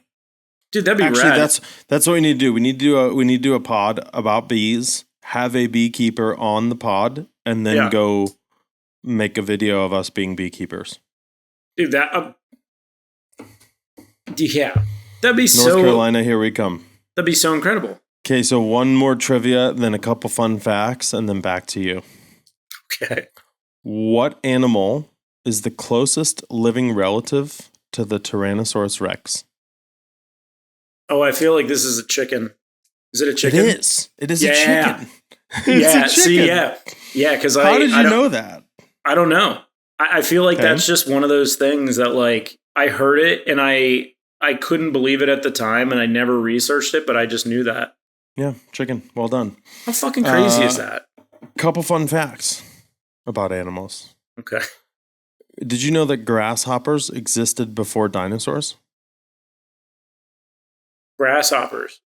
Have they been around this whole time? Yep. Why did they not die? So I believe, and I'm not an expert on the extinction, but I believe there are some animals that were able to survive by burrowing. No shit. So like there's the obvious like cockroach, but I believe grasshoppers like burrowed and like resurfaced and we're like everything's dead and now we're still grasshoppers. Okay, I'm just going to throw this out there. I feel like if a grasshopper could become a human for a day, the grasshopper would immediately buy like a smoking jacket and go to like a smoking lounge, buy a really nice cigar, listen to very smooth jazz and or piano, maybe piano's part of it all, and would drink a really high-end cocktail neat.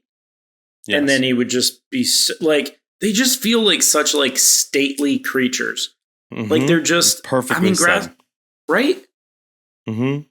Like speaking grasshoppers of grasshoppers, right? Grasshopper. Would you rather walk backwards for the rest of your life? Okay. Or have to hop?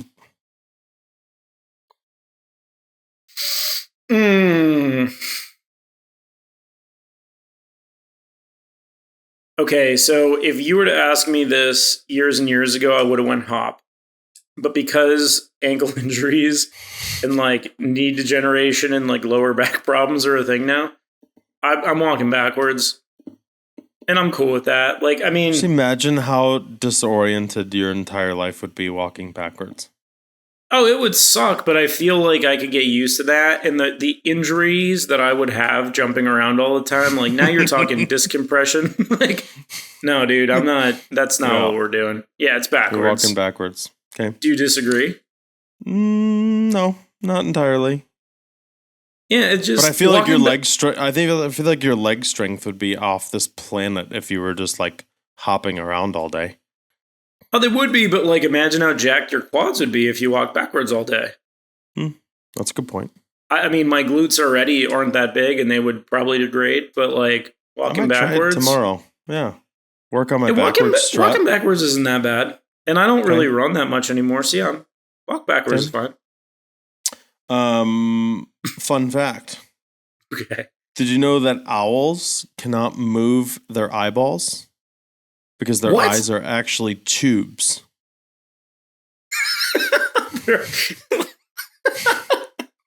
I don't know which of those two that I like more. They can't move their eyeballs. Okay, because that one like almost immediately makes sense because they can, their range of motion is just out of this world. Yeah. Their eyes are turn their head. They're tubes. Tubes, yeah. What? What does that mean? So they can't move their eyeballs. Their eyeballs are like tubes. So they have to move their head. Imagine like having binoculars on. So owls essentially have built-in binoculars. So they can't move. They just have to move their head to see.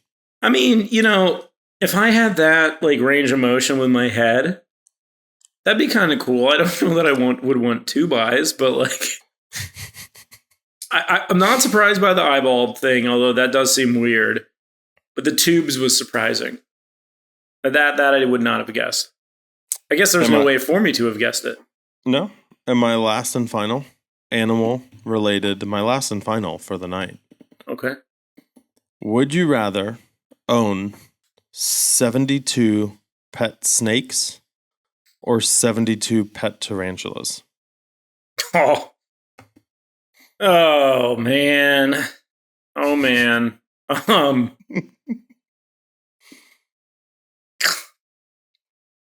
I mean, 72 Tarant. You know, I wouldn't want either. Oh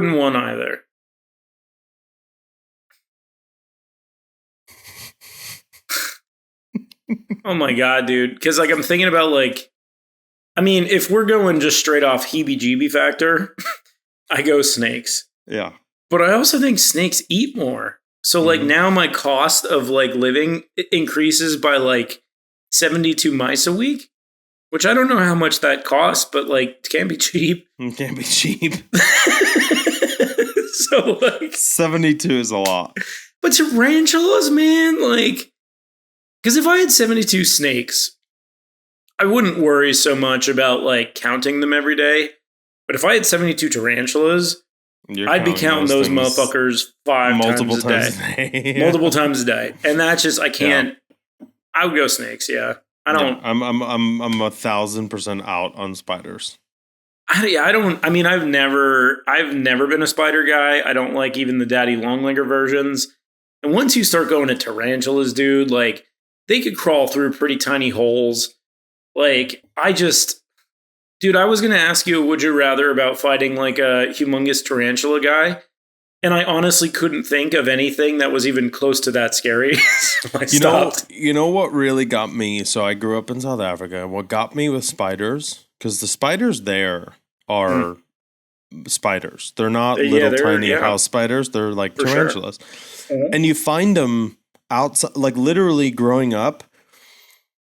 I mean, I could count on more than 2 hands the amount of times we would find a tarantula inside the house. Okay?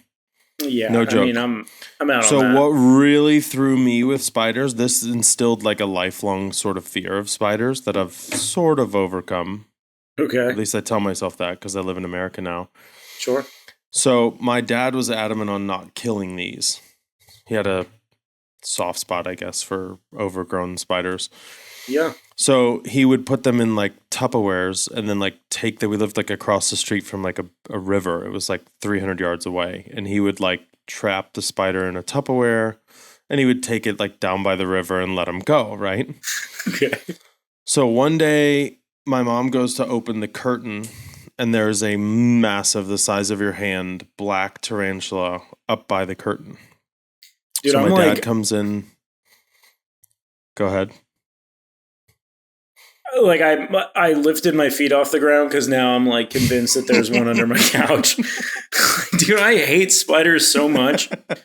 I really do. Dude, literally, like my feet are off the ground because I'm now I know there isn't. I don't know there isn't. Honestly, I don't. I don't know there isn't, but there probably isn't. Anyway, sorry. So he takes this tarantula, he gets it out of the house, drops it off down by the river.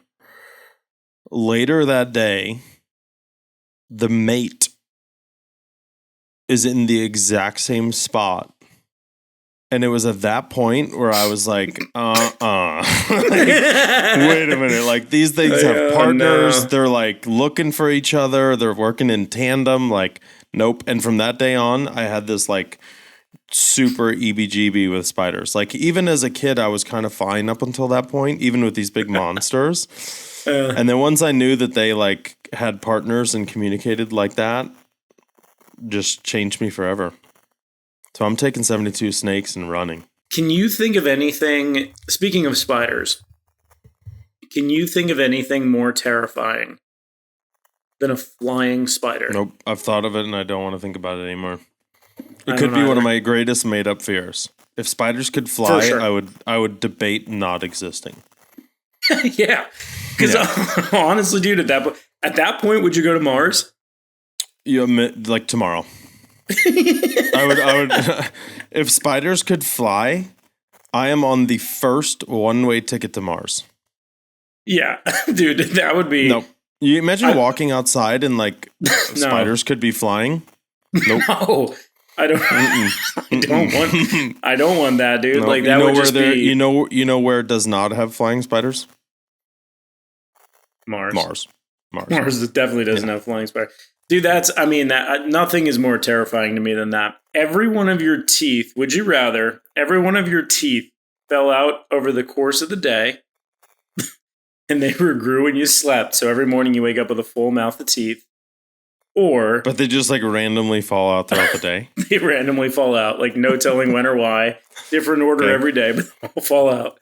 Or you're permanently cold and you can never warm yourself up. It's not life-threatening. Nope. Teeth.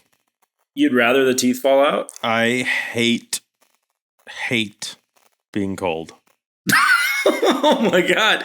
I hate it. Dude, so what's especially if you can't ever warm, so I could get under blankets, take a hot bath, I'd never get warm. Yeah, it'd never warm. No, take my teeth out. It's 80 degrees, you're golfing, you're freezing. No, I'd lose my teeth forever and I'd get dentures before I'd be cold every day. No, but it wouldn't be dentures because they regrew every day and you would just lose one at a time. Great. Cool. I'd tell people I got a condition, but you know what my condition is? It ain't freezing cold. Okay. 100%. Okay. I hate being cold. I think it's obnoxious. I don't understand why people live in cold places. I spent the winter in Illinois for the first time in 10 years, and I'm questioning every aspect of my decision making. Mm-hmm. Dude, that's why I want North Carolina. Like, I just don't want to be cold again. Like, I hate it. Okay, so this is actually another one on the list that wasn't going to make it today, but since you had that reaction to it. I'm going to interrupt you rudely. Yeah, go for it. Because I do have a teeth one. Go for it. Would you rather your teeth never stopped growing, or instead of fingernails, you had grizzly-sized talons? Like big old bear claws. My teeth never stopped growing, or I had talons? Yeah, like big bear claws.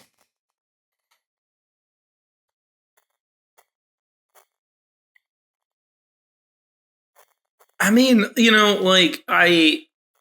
my knee jerk to that was give me the talons, because oversized teeth would just be a mess.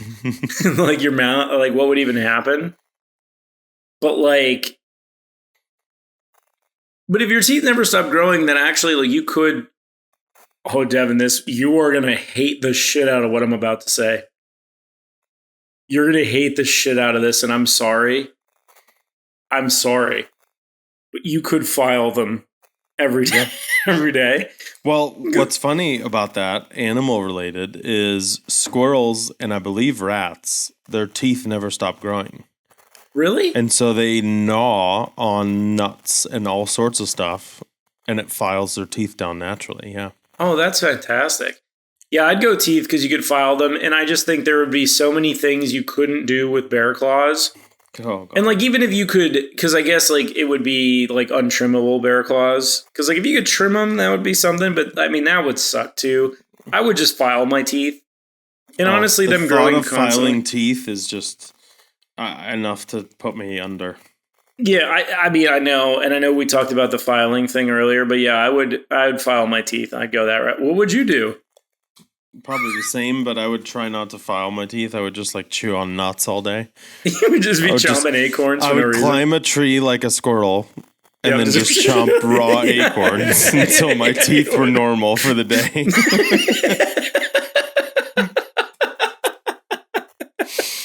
Turn into a human squirrel. You just go squirrel mode. Okay, yeah, that sucks. Both of those suck.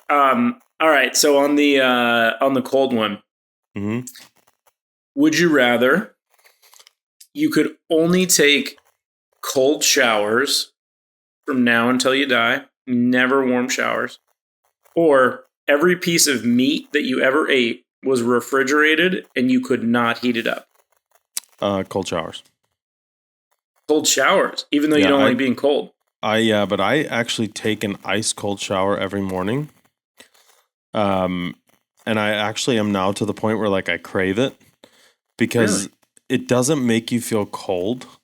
It's actually like, have you ever heard of Wim Hof? Wim Hof? Yeah. No. So this is okay. So there's a guy named Wim Hof, Oh, and that's the guy's name. Yeah, and he's a German. He's a German dude. Yeah. Dude, he sounds awesome already. Dude, you're going to, if you've never heard of Wim Hof, you are going to love. Okay, this is your homework. Okay. Okay. You're just now hearing about Wim Hof, so I'm going to give you like a very high level, and then your homework is to YouTube you Wim Hof videos. Okay.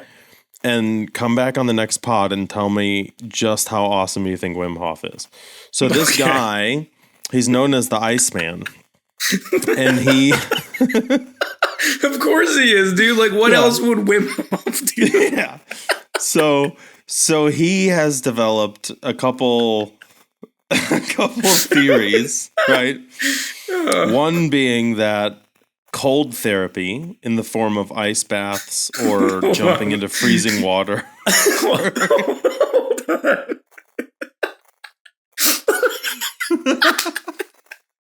Like, dude,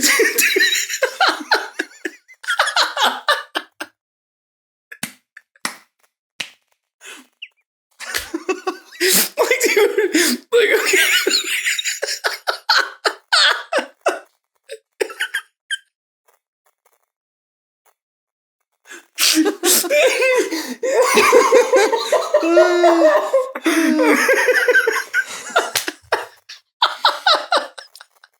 Like what I imagine this, I can't even say his name, man.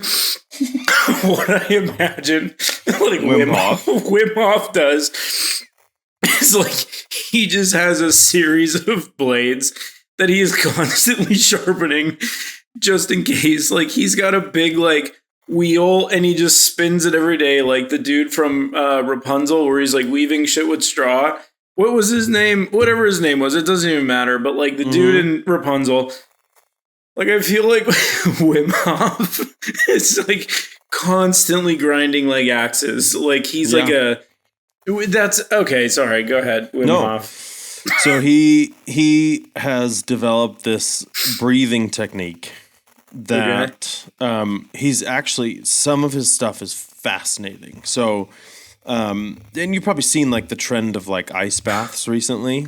That's kind of taken hold.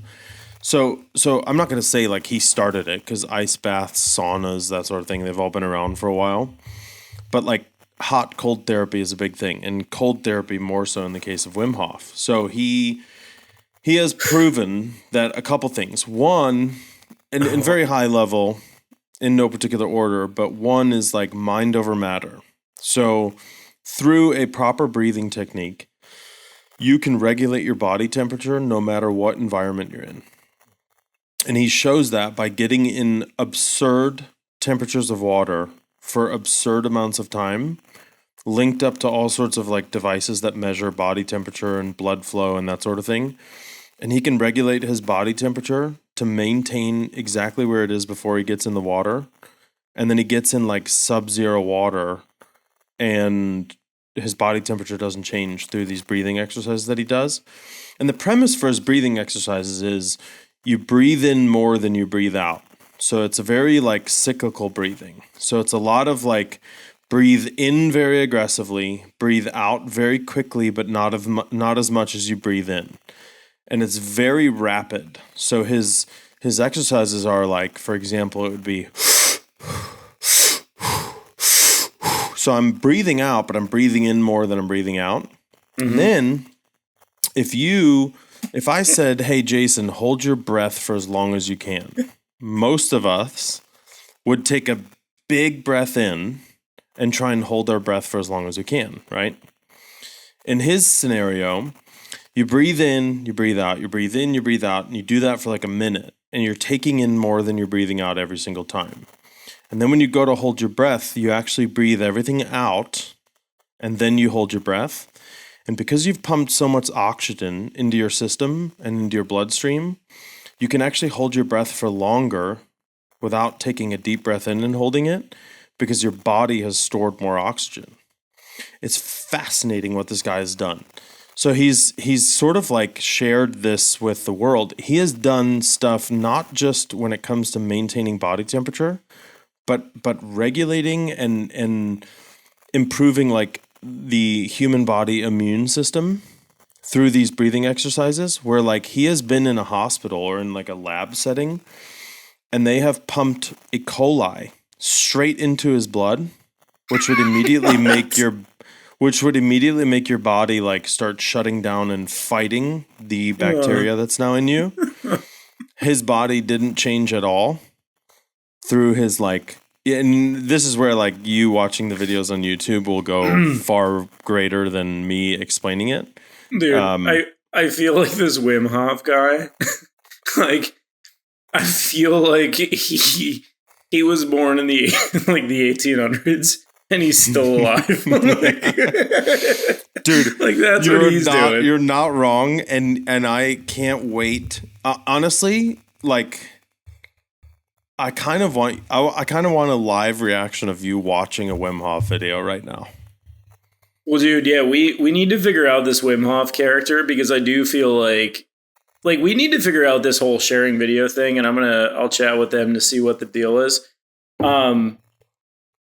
Dude, Wim Hof sounds like an absolute unit, and I need to know so much more about him. So yeah, right after this, I'm gonna start watching videos, and we could further discuss them on the next pod. You should. This one, I honestly don't know if this one's gonna be easy or if this one's gonna be tough. Like, I really don't know.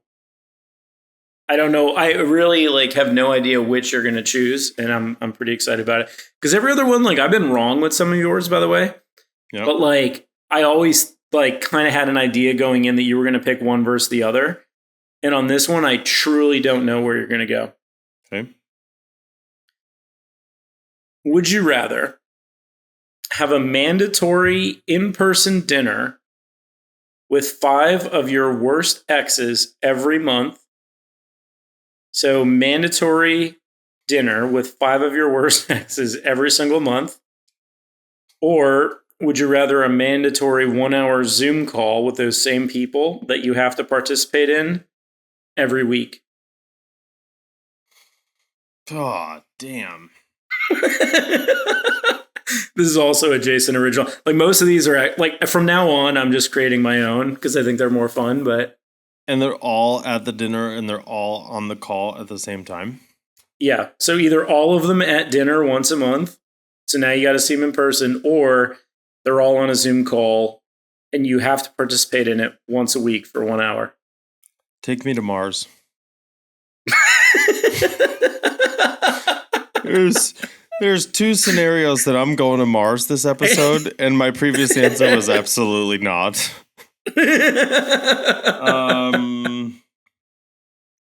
Jeez, buddy. Do I have to travel for the dinner? Like, they come to you. That's fine. Oof. You know, this is where I just love M so much that, like, I'm trying to think of what would be the most tolerable for her, and me. Once a week is aggressive. It's really aggressive. When I was building this one, I was trying to figure out like what the frequency would have to be, because originally I started out once a month each, and I'm like, well, that's, you do the Zoom call. And then it was like every 2 weeks, and I was like, you probably still do the Zoom call, but then I got to once a week, and I'm like, this is coin flip shit city. Is the dinner like a sit down, or can it be like we're going to Jimmy John's? It's a sit down. It's like a steak dinner. Oh God. Yeah, like you gotta get in there. Like, it's not just like you're going out to Mickey D's. I'm going Zoom call. No. I'm going Zoom call, and I can just bite the bullet for an hour and like whatever. Like a sit down dinner, like I look forward to sit down dinners. Yeah. And like that would just totally ruin it. Yeah. And I'm to be totally honest, like I'm not someone that despises my exes at all. Like, yeah, no, I don't hate any of I've mine. I've always hated when people like talk mad shit about exes because it's like, I mean, you were with them for a period of time, so like they weren't that bad. Like, you know, Right. sure you parted ways for whatever reason, but like you liked them at some point. Yeah. And I can't say any of mine are bad people. So I yeah, I just in person long drawn out steak dinner, like I like to enjoy dinners. I like to have a couple beverages. I would just suck it up and probably do a Zoom call. I'm not really that jazzed about it. I'd rather go to Mars. Dude, I So mean, they would both be horrendous, and the group setting is what's brutal. well, yeah, man, because like every week they're gonna pile on, and if they have like the more airtime, because I thought about this and I'm like, man, like the airtime for that just kind of sucks, but like. I mean, then, dude, like now you're hearing about like they eventually get to the point where they realize, like, if they're vindictive, because like the thing is, like, my best exes, like, I would be cool with either of those because it's like they're actually like, I probably have 5 that are just cool, like, you know, would like, I honestly wouldn't even mind having dinner with all 5 of them. Sure.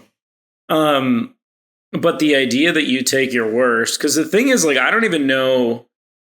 Like, I don't even know who my 5 worst would be. And it's like worst is hard, right? Because it's like worst is in you were most attached to. And like now it's just like terror. Because like then you're sitting there listening to stories about like the guys they're with. Like, tell me you would want any fucking part of that, bud. And like, I'll tell you, Yeah, you're a that fucking wouldn't liar. bother And me like, as much, honestly. no way. No way. No, it wouldn't because it's over and I'm not attached at all. But like just the reoccurring nature of both of those scenarios is not that sweet. Yeah. I think like I would just suck it up for an hour and I would have a timer on and it would be 59 minutes and 59 seconds and that shit is shut down. You know, I think also like the sit down dinner, you got to interact with more people. So it's like there's servers and there's a bill and there's, what are you eating? And there's just like, although the dinner, I guess, while it's less frequent, there's enough like distractions and sort of external things happening that can like take away from it. And you can kind of make it just be like order, eat, see ya. Yeah, but Whereas it's like also the empty slate of like just a standing call. Like, fuck do you talk about after the 4th one? You know, like.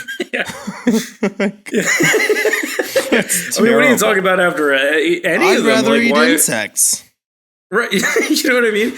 But yeah, because at least like in person. So I thought about it, and I was like, in person, there's enough to distract me and like whatever. But then you have to physically be with them, which is like, now there's a chance of like, more of the emotions that you ever once had for them floating back into the mix. And I don't know, man. I mean, seeing people in person, I don't like versus seeing someone on Zoom that I don't like. Yeah. And it's not even it's not even that I don't like, it's not even that. Like, because I don't really have that with my exes. I agree. But it's like being with people that feel a certain way about you. And then also like the judgment they would be, I mean, because regardless, like they're judging each other and then they get pissed off at you for even dating any of them. Yeah. And then eventually, like, I would imagine it just turns into like they all hate each other somehow.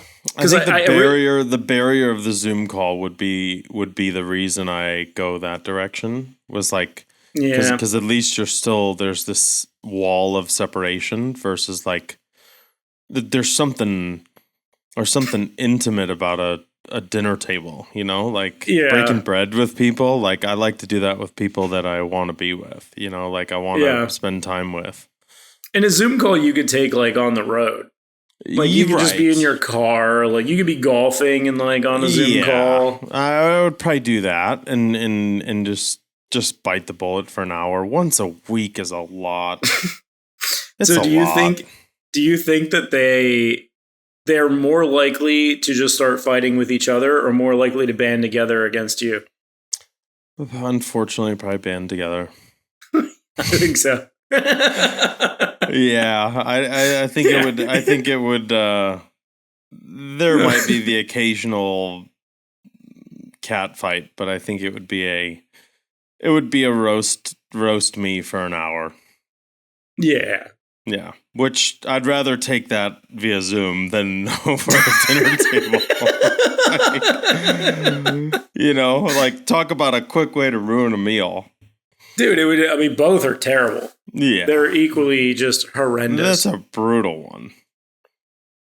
Well, dude, so if you don't have anything else, this is the this is the end of the Safari, and we can just kind of